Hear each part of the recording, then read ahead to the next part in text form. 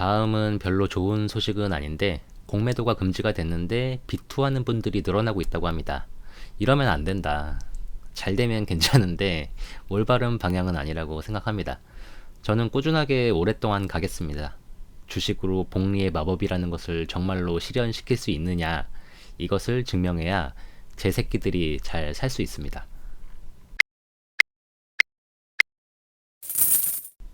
안녕하세요. 슈퍼노멀입니다. 오늘은 제 계좌의 한 주를 정리하는 이야기를 나눠보겠습니다. 날씨가 많이 추워졌는데요. 날씨는 추워졌지만 시장 상황이 좋아 그런가 계좌가 다시 플러스가 돼서 따뜻해진 한 주였고요. 물론 미국 계좌 기준이고 유일한 근심거리인 국내 종목은 암울하긴 마찬가지인데요. 어쨌든 국내 주식은 무지했던 시절의 상처 같은 것이고 열심히 공부하고 책을 읽어가며 멘탈을 잡아서 꾸준히 투자하고 있는 미국 주식의 방향이 틀리지 않았다는 것에 큰 의의를 두게 되는 이번 주입니다. 아마 7월에 같은 상황에서 제가 이야기를 했을 텐데 계좌가 양전했어도 3배 레버리지 비중이 높기 때문에 또 언제든지 마이너스가 될 수 있다고 생각하고 있습니다. 가장 중요한 건 변동성을 당연하게 받아들이고 흔들리지 않는 게 중요한 것 같아요. 다행히 현재까지는 잘하고 있는 것 같습니다. 이번 주 3대 지수 다우, 나스닥, S&P 500을 살펴보면은 목요일에 다우만 하락한 게 다르지만 모두 5일 중에 하루만 하락을 해서 지난주보다 또 상승했습니다. 불과 얼마 전까지만 해도 다시 계좌 수익률이 마이너스 20%를 넘어가냐 마냐 우려를 했었던 것 같은데 이렇게 3주 연속으로 상승을 했어요. 이렇게 분위기가 좋다 보니까 마켓맵의 색깔이 눈을 편안하게 만들어주는데요. 오랜만에 섹터별로 고르게 푸릇푸릇한 마켓맵을 보는 것 같아요. 개인적인 특이사항은 인텔입니다. 인텔이 한 주 동안 12%가 넘게 올랐는데 드디어 인텔의 수익률이 빨갛게 됐습니다. 인텔이 22년 1월 매수하자마자 떨어지고 조금씩 수량을 모아왔는데 반도체에서는 엔비디아, AMD를 사야지 웬 다 망해가는 인텔? 이런 반응이 많았던 것 같고 실제로도 흐름이 좋지 않았어요. 심지어 올해는 배당금마저 삭감이 됐습니다. 하지만 버티다 보면 오를 것이다 라고 생각을 했는데 솔직히 이렇게 빠르게 회복할 것이라고는 생각을 못했어요. 뒤에서 좀 더 이야기를 해보도록 하고요. 다음 주에도 실적 발표가 있는데 화요일에 가장 큰 게 남아있습니다. 진짜가 남아있어요. 엔비디아 실적이 잘 나오면은 또 속쓰리 날아갈 것 같은데 일단 회사 측의 예상보다 좋을 것이다 라고 시장에서는 예측을 하고 있는데 기대가 됩니다. 다음으로는 제가 신문 스크랩한 거를 나눠볼 건데요. 엑슨모빌이 4년 뒤 미국에서 전기차 배터리의 핵심 원료 리튬을 생산한다고 발표했습니다. 엑슨모빌뿐만 아니라 다른 회사들도 탈석유 시대를 준비하는 것 같은데 여기서 느껴지는 것은 우량한 기업은 가만히 있지 않는구나. 시대의 흐름에 맞춰 준비하고 움직이는구나. 고로 앞으로도 잘 될 확률이 높겠다라는 생각을 했습니다. 물론 잘 나가다가 내리막 타는 기업도 많지만 시대의 흐름을 읽을 줄 안다면 괜찮겠다라는 생각을 했어요.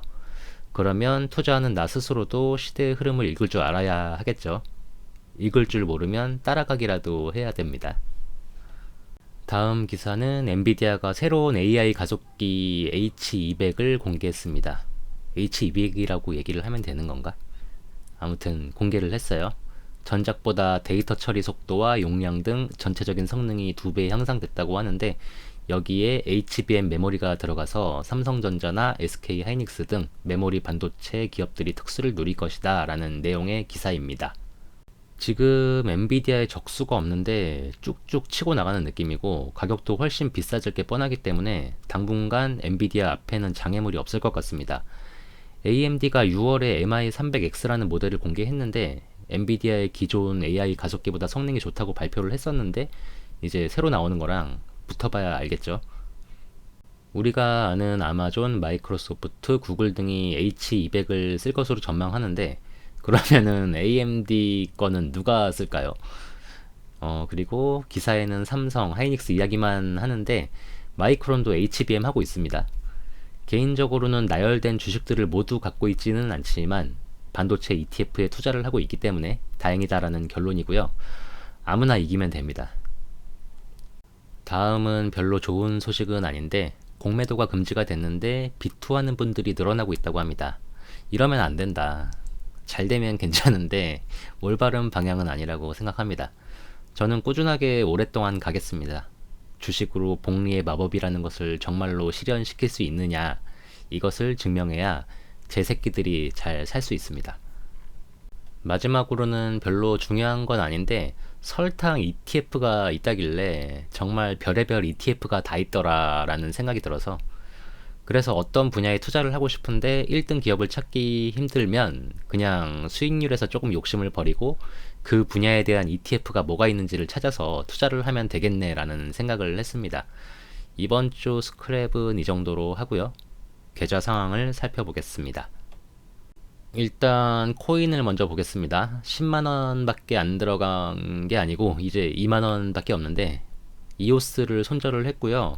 큰 금액도 아니고 사놓고 너무 오랫동안 방치해두고 있어서 손해를 봤지만 감흥이 없이 그냥 무슨 사이버머니 같은 느낌이라서 손절을 했는데 그런 느낌입니다. 한편으로 드는 생각이 국내 계좌주를 손절하게 되면 지금과 비교도 할 수 없는 수준의 금액인데 과연 그때도 사이버머니 같은 느낌일까라는 무서운 생각이 들었고요. 10만원으로 시작해서 12만원을 넘게 만들었다가 녹아내린 23,000원으로 비트코인을 매수했습니다. 어차피 가격 확인하는 겸 해서 보는 거기 때문에 그냥 1등 하는 거 사서 방치하고 구경할 예정입니다. 제 미국 계좌는 제가 지난주에 정리하는 내용을 영상을 못 올려서 2주 전에 마이너스 9.1%였고 지난주에 마이너스 5%였습니다. 그리고 이번 주에 보시는 것처럼 양전을 했습니다.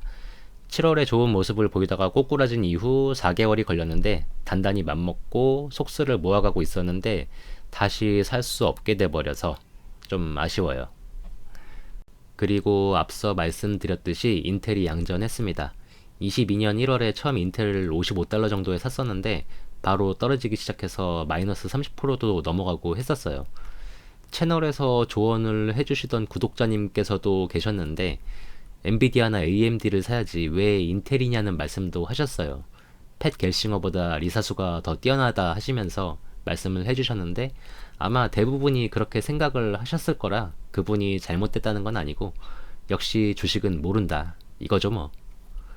그래도 저는 나름대로 인텔이 미국 정부의 지원을 받고 있고 유일하게 파운드리를 갖고 있기 때문에 절대 무시할 기업은 아니라고 생각했습니다. 대신 엔비디아가 날아가는 걸 보면서 내가 선택을 잘못하긴 했다라는 생각을 했고 인텔이 엔비디아처럼 되지는 못하겠다라고 생각하긴 했는데 생각보다 너무 빨리 양전을 해서 조금 당황스럽기도 하고, 전체 차트를 보면은 주가가 닷컴버블 시절이 최고가였는데 아직 뚫지를 못하는데 저곳을 뚫을 수 있다면 인텔도 4차 산업혁명에서 소외받는 상황이 일어나지 않겠다라는 생각이 듭니다. 인텔이 좋은 기업인지 모르겠지만 그렇다고 마냥 무시할 기업도 아니다라는 결론이에요. 속술은 이제 양전을 했기 때문에 매수 끝입니다. 파랗게 되면 다시 사겠지만 일단은 끝이고요. 그래서 인텔을 물타기 해야겠다 생각했는데 양전을 해버리는 바람에 보류하고 3배 레버리지 중에서 6%만 마이너스라서 6% 평단을 낮춰야 할 것 같고 나머지는 죽을 쓰고 있는 배당주들인데 배당금을 높일지 IonQ를 모아야 할지 고민을 좀 해봐야 할 것 같습니다. 오리진 머티리얼스 빼고는 수량을 늘려야 한다고 생각하고 있습니다. 이번 주에 11월 배당금도 들어왔는데 리얼티인컴과 애플의 배당금이 들어왔고요. 치킨 사 먹지 말고 재투자를 하겠습니다. 제 미국 계좌가 다시 양전을 했지만 작년 2월 이후 방치 중인 연금저축 계좌는 다시 수익률이 20%가 넘었습니다. 그냥 공부고 뭐고 나스닥 100, S&P 500 열심히 모아두면 늙어서 굶어 죽는 일이 벌어지지는 않겠다라고 항상 생각하게 됩니다. 마지막 유일한 근심거리는 바닥이 어디인 줄 모르고 계속 떨어지고 있습니다. 약사놈은 여전히 열심히 지식인 활동 워라밸 지켜가면서 잘 하고 있고요. 모르겠어요. 계잡주 투자는 금물입니다. 심지어 2년 반이 다 됐는데 미국 우량주는 물타기도 쫄지 않고 할 수 있고 희망을 보여주는데 당연히 비교가 안 되죠. 어떻게 인텔과 이런 회사를 비교합니까? 그냥 우량주에 열심히 투자하세요. 이상 오늘 나눌 이야기는 여기까지입니다. 시청해 주셔서 감사하고 건강하고 행복하게 또 만나요.